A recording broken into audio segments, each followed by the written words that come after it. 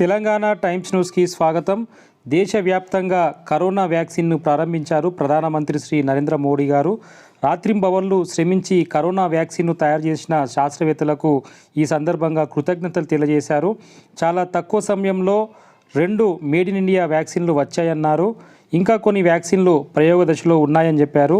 ఎవరైతే వ్యాక్సిన్లు మొదట వేయించుకుంటారో రెండో డోసు కూడా తప్పనిసరిగా వేయించుకోవాలని చెప్పారు. వ్యాక్సిన్ వచ్చిందని జాగ్రత్తలు మరవద్దని ప్రజలను కోరారు. नमस्कार देवियों और सज्जनों, a very good morning to all of you. कोविड-19 वैक्सीनेशन कार्यक्रम के देशव्यापी प्रारंभ के अवसर पर राष्ट्र के नाम संदेश हेतु हम परम आदरणीय प्रधानमंत्री जी से कृपा पूर्वक आग्रह करते हैं।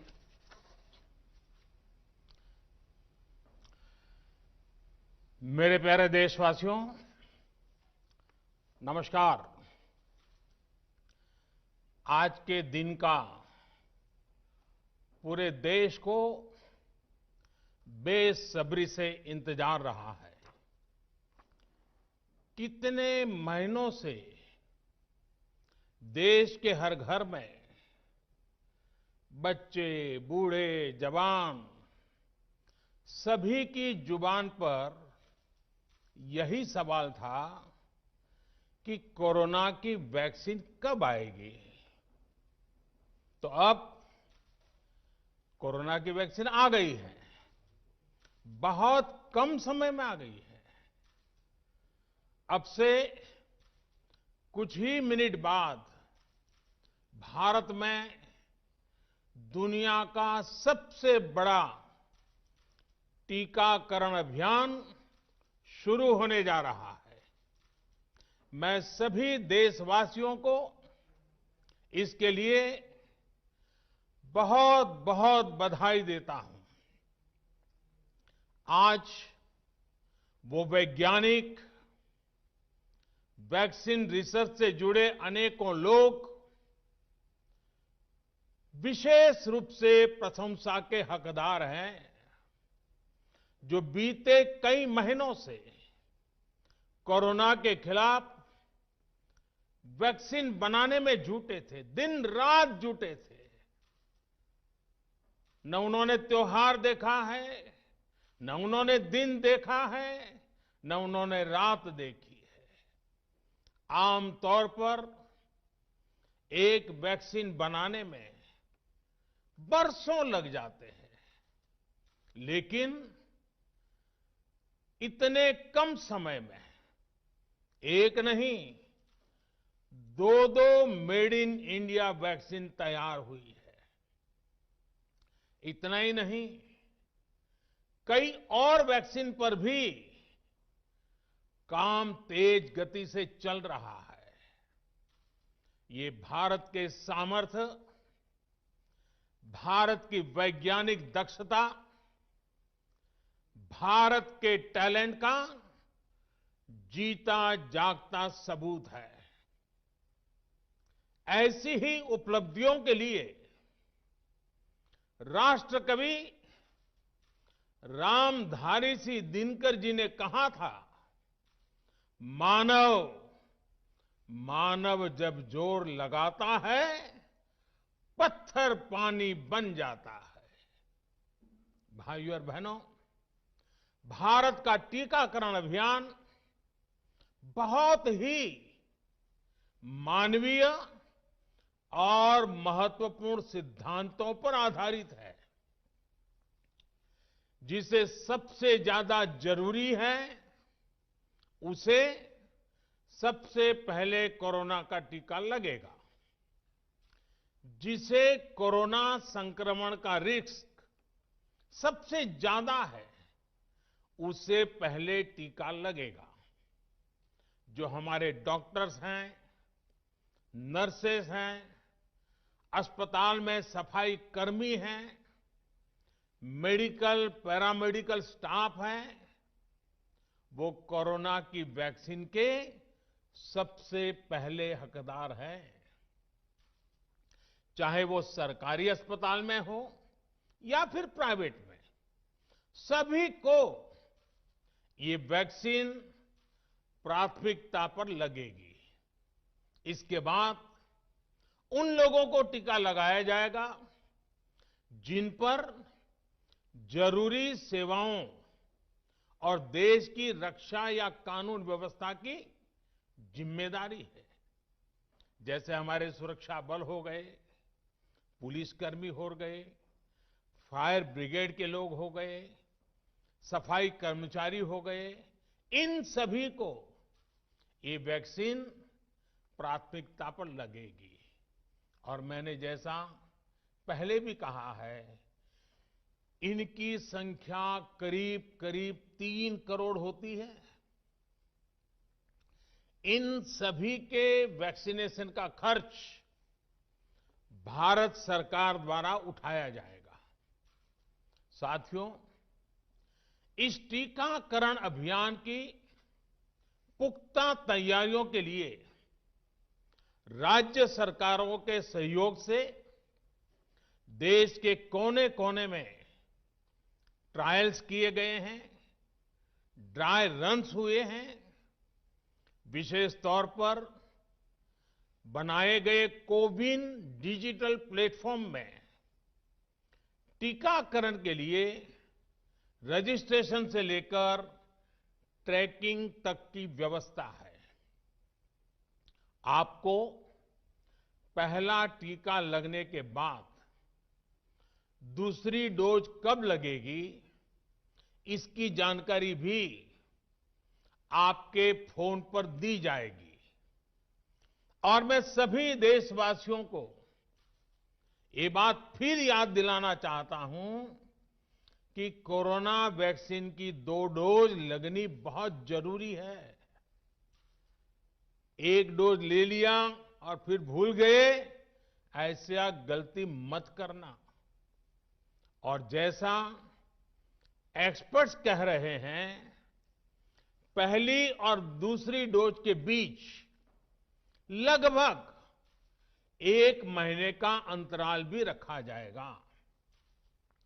आपको ये भी याद रखना है कि दूसरी डोज लगाने के 2 हफ्ते बाद ही आपके शरीर में कोरोना के विरुद्ध जरूरी शक्ति विकसित हो पाएगी। इसलिए टीका लगते ही आप असावधानी बरतने लगें, मास्क निकालकर रख दें, 2 गज की दूरी भूल जाएं, ये सब मत करिएगा। मैं प्रार्थना करता हूं, मत करिएगा। और मैं आपको एक और चीज बहुत आग्रह से कहना चाहता हूं। जिस तरह धैर्य के साथ आपने कोरोना का मुकाबला किया, वैसे ही धैर्य अब वैक्सीनेशन के समय भी दिखाना है। साथियों, इतिहास में इस प्रकार का और इतने बड़े स्तर का टीकाकरण अभियान पहले कभी नहीं चलाया गया है।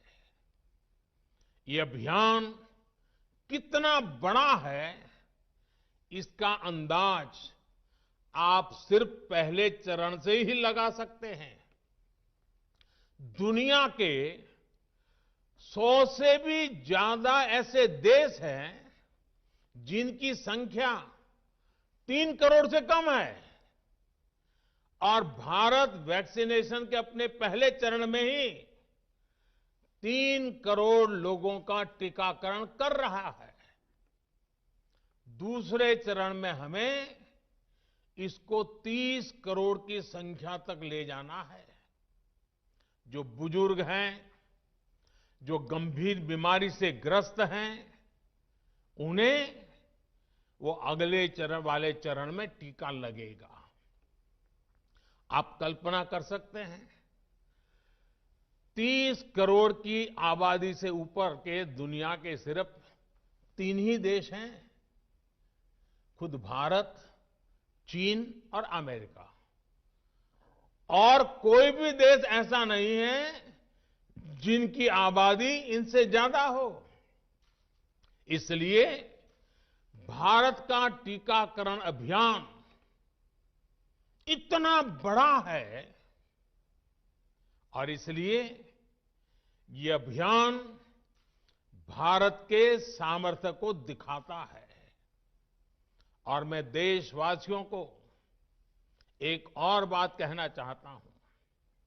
हमारे वैज्ञानिक, हमारे एक्सपर्ट्स जब दोनों मेड इन इंडिया वैक्सीन की सुरक्षा और प्रभाव को लेकर आश्वस्त हुए, तभी उन्होंने इसके इमरजेंसी उपयोग की अनुमति दी है। इसलिए देशवासियों को किसी भी तरह के प्रोपेगेंडा, अफवाहें, दुष्प्रचार से बचकर रहना है। साथियों, भारत के वैक्सीन वैज्ञानिक, हमारा मेडिकल सिस्टम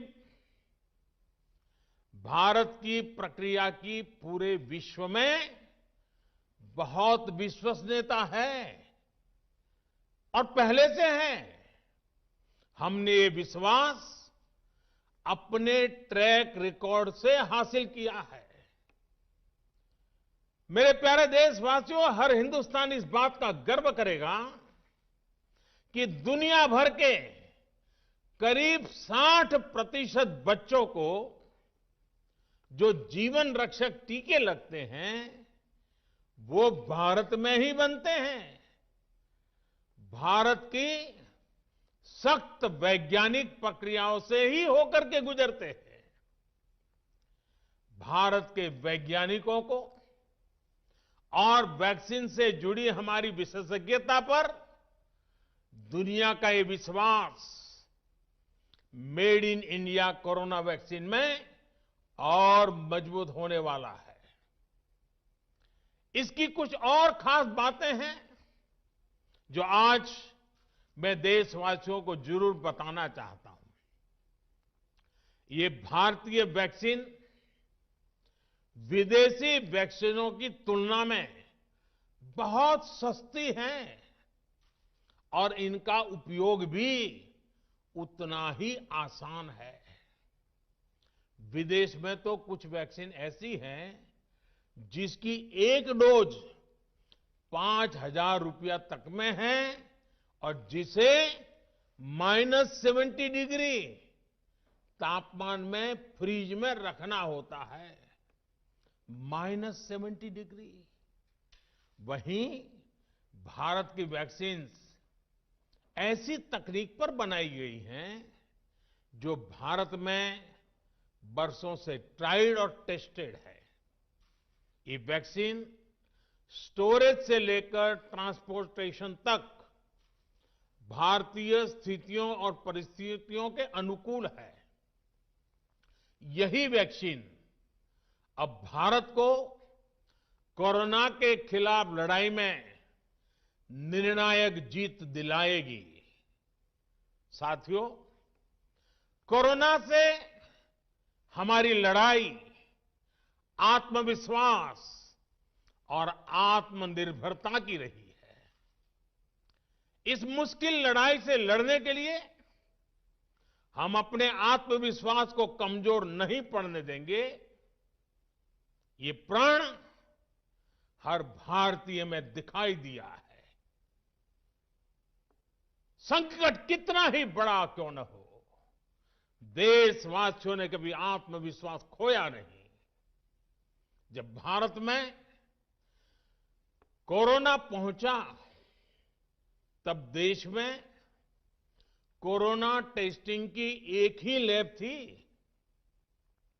हमने अपने सामर्थ्य पर विश्वास रखा और आज 2300 से ज्यादा लैब्स का नेटवर्क हमारे पास है। शुरुआत में हम mask, PPE kit, testing kits, ventilators जैसे जरूरी सामान के लिए भी विदेशों पर निर्भर थे। आज इन सभी सामानों के निर्माण में हम आत्मनिर्भर हो गए हैं और इनका निर्यात भी कर रहे हैं। आत्मविश्वास और आत्मनिर्भरता की इसी ताकत को हमें टीकाकरण के इस दौर में भी सशक्त कर रहा है। साथियों, महान तेलुगु कवि श्री गुराजाड़ा अप्पा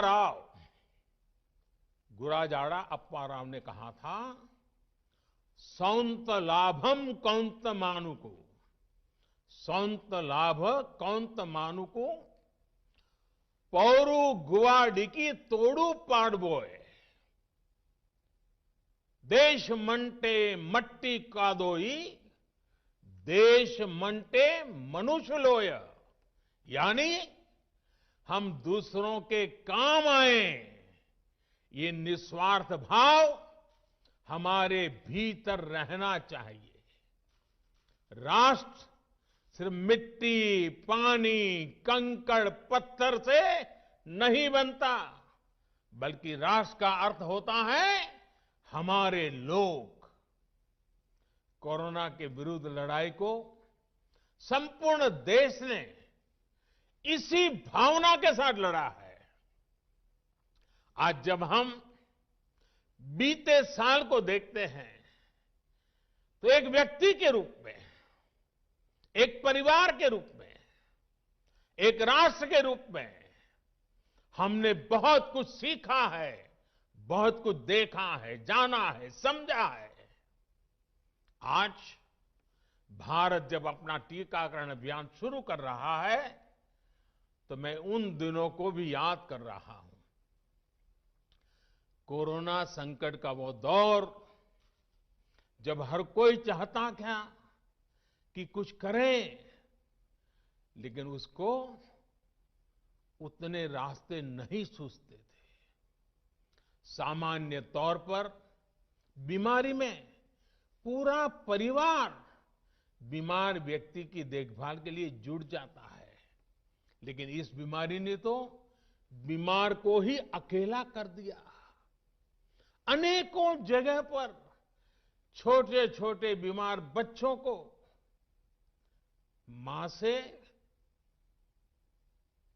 दूर रहना पड़ा। मां परेशान रहती थी, मां रोती थी, लेकिन चाहकर भी कुछ कर नहीं पाती थी। बच्चे को अपनी गोद में नहीं ले पाती थी। कहीं बुजुर्ग पिता अस्पताल में अकेले अपनी बीमारी से संघर्ष करने को मजबूर थे। संतान चाहकर भी उसके पास नहीं जा पाती थी। जो हमें छोड़कर चले गए,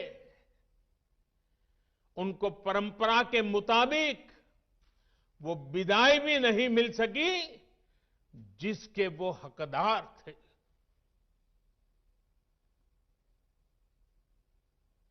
जितना हम उस समय के बारे में सोचते हैं, मन सिहर जाता है, उदास हो जाता है। लेकिन साथियों, संकट के उसी समय में, निराशा के उसी वातावरण में कोई आशा का भी संचार कर रहा था। हमें बचाने के लिए अपने प्राणों को संकट में डाल रहा था। हमारे doctor, nurse, paramedical staff, ambulance driver, ASHA worker, सफाई कर्मचारी, पुलिस के साथी और दूसरे फ्रंटलाइन वर्कर्स, उन्होंने मानवता के प्रति अपने दायित्व को प्राथमिकता दी। इनमें से अधिकांश तब अपने बच्चों, अपने परिवार से दूर रहे, कई कई दिन तक घर नहीं गए।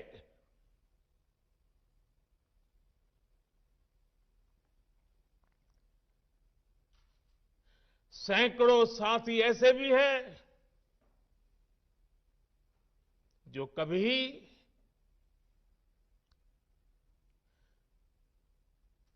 घर वापस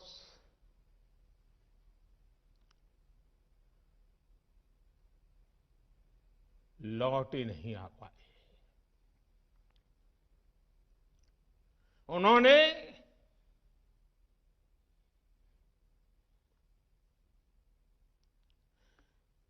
एक एक जीवन को बचाने के लिए अपना जीवन आहूत कर दिया। इसलिए आज कोरोना का पहला टीका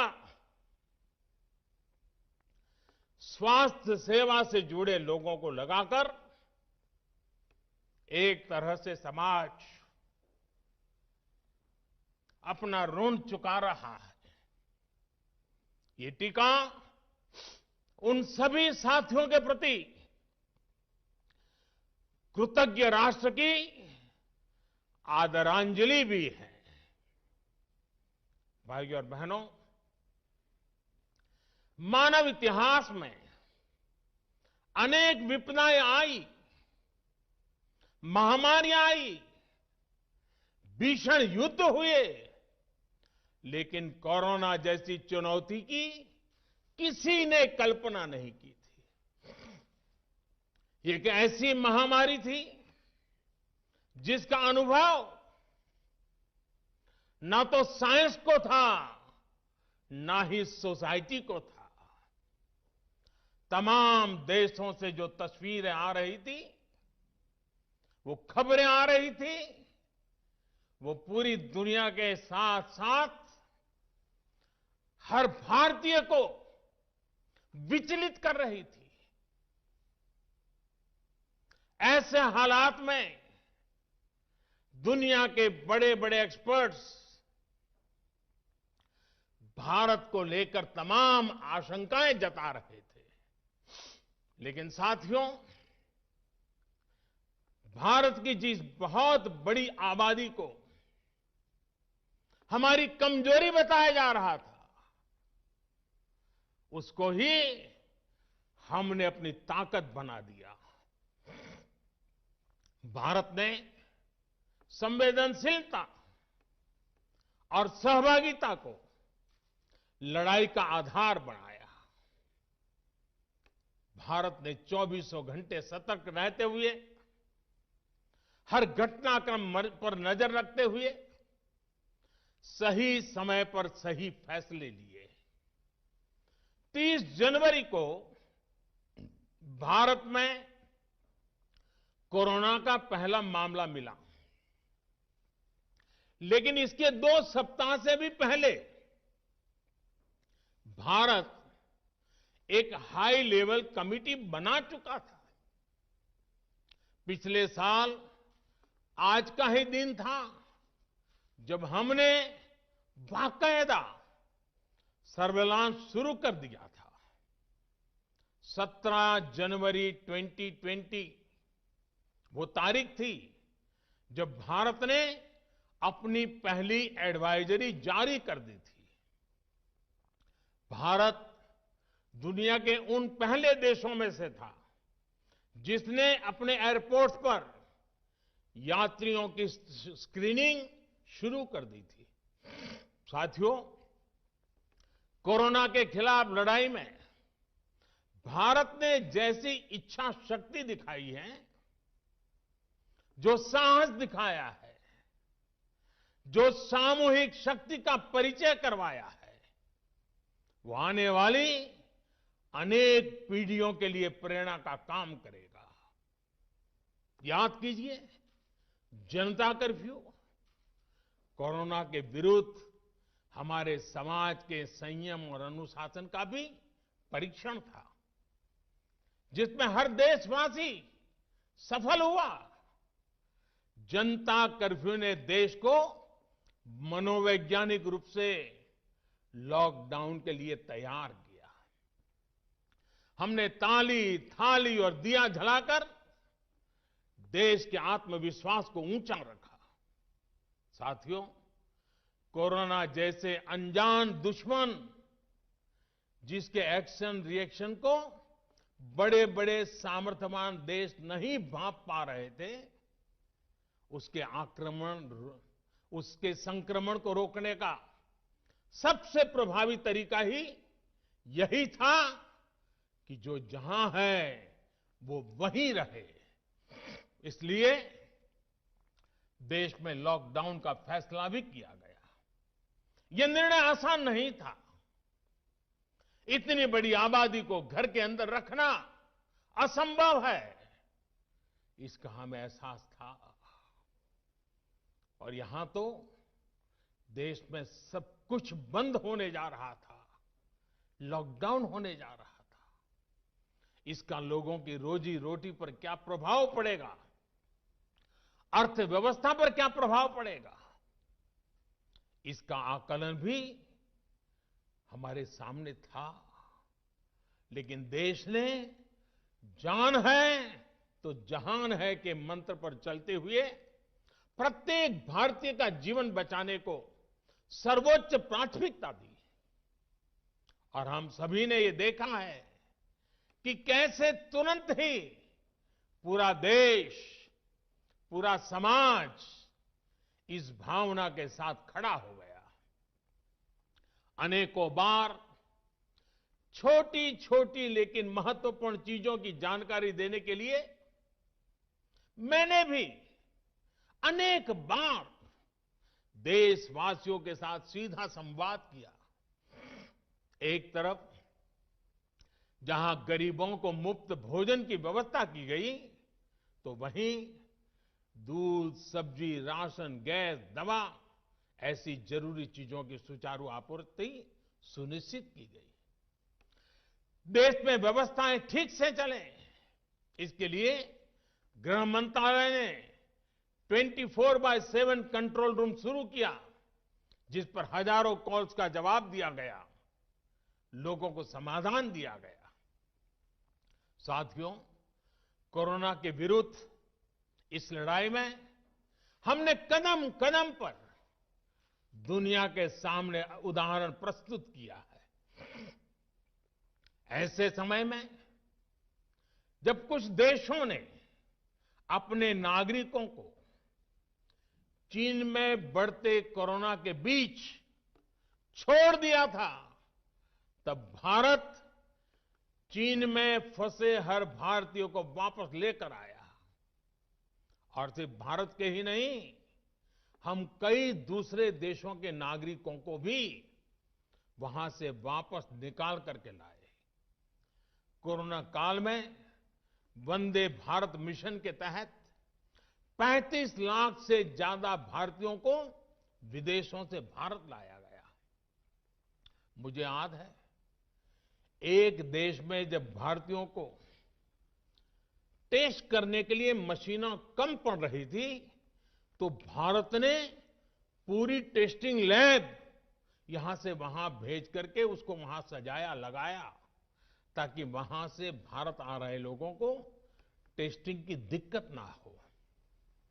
साथियों, भारत ने इस महामारी से जिस प्रकार से मुकाबला किया, उसका लोहा आज पूरी दुनिया मान रही है।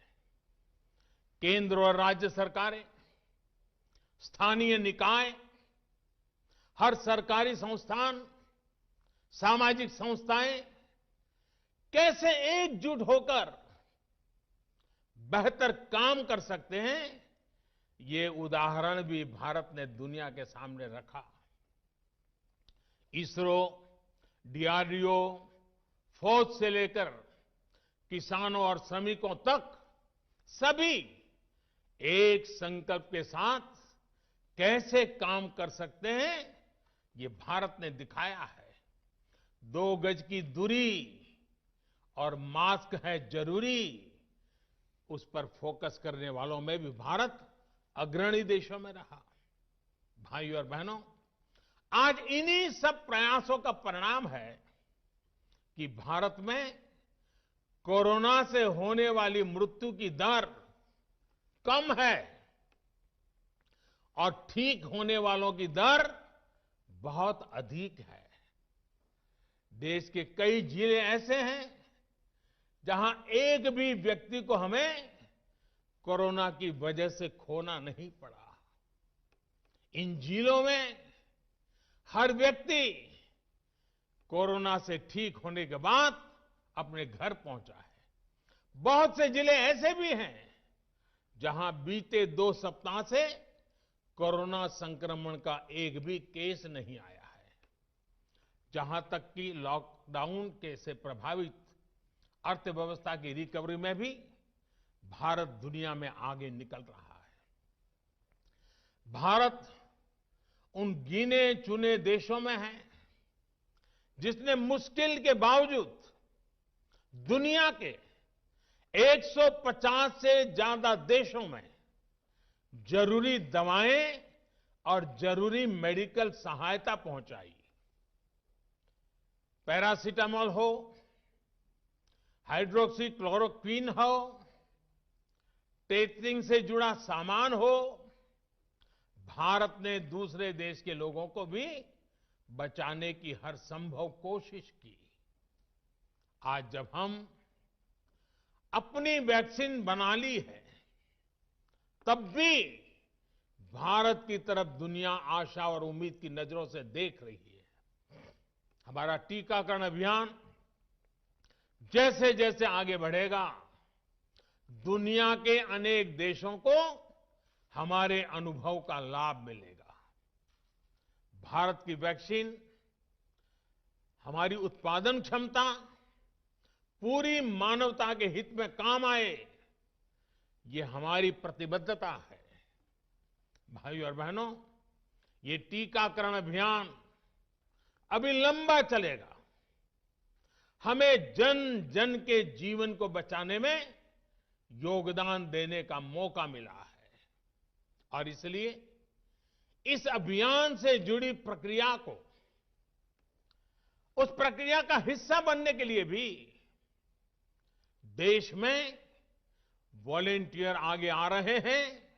मैं उनका स्वागत करता हूं और भी अधिक वॉलेंटियर्स को मैं अपना समय इस सेवा कार्य में जोड़ने के लिए जरूर आग्रह करूंगा। हां, जैसा मैंने पहले कहा, मास्क, 2 गज की दूरी और साफ सफाई ये टीके के दौरान भी और बाद में भी जरूरी रहेंगे। टीका लग गया तो उसका अर्थ ये नहीं कि आप कोरोना से बचाव के दूसरे तरीके छोड़ दें। अब हमें नया प्रण लेना है। दवाई भी, कड़ाई भी। दवाई भी, कड़ाई भी। आप सभी स्वस्थ रहें, इसी कामना के साथ इस टीकाकरण अभियान के लिए पूरे देश को बहुत बहुत शुभकामनाएं देता हूं। देश के वैज्ञानिकों का, रिसर्चर्स का, लैब में जुड़े हुए सब लोगों का, जिन्होंने पूरे साल एक ऋषि की तरह अपनी लैब में जीवन खपा दिया और ये वैक्सीन देश और मानवता को दी है। मैं उनको भी विशेष रूप से अभिनंदन करता हूं, उनका आभार व्यक्त करता हूं। मेरी आप सबको बहुत बहुत शुभकामनाएं हैं। आप जल्द इसका लाभ उठाएं, आप भी स्वस्थ रहें, आपका परिवार भी स्वस्थ रहें, पूरी मानव जात इस संकट की घड़ी से बाहर निकले और स्वस्थता हम सबको प्राप्त हो, इसी एक कामना के साथ आप सबका बहुत बहुत धन्यवाद। परम आदरणीय प्रधानमंत्री जी से अनुरोध है कि रिमोट बटन दबाकर विश्व के सबसे बड़े वैक्सीनेशन कार्यक्रम का औपचारिक प्रारंभ करने की कृपा करें।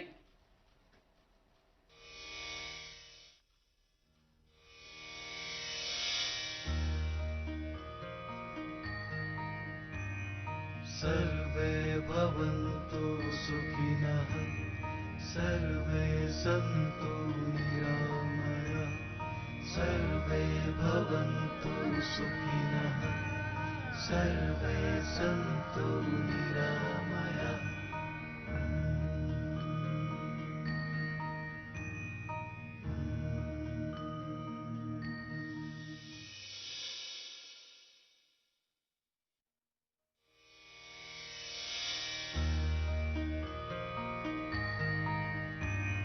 सर्वे भवन्तु सुखिनः सर्वे सन्तु निरामयाः सर्वे भवन्तु सुखिनः सर्वे सन्तु निरामयाः।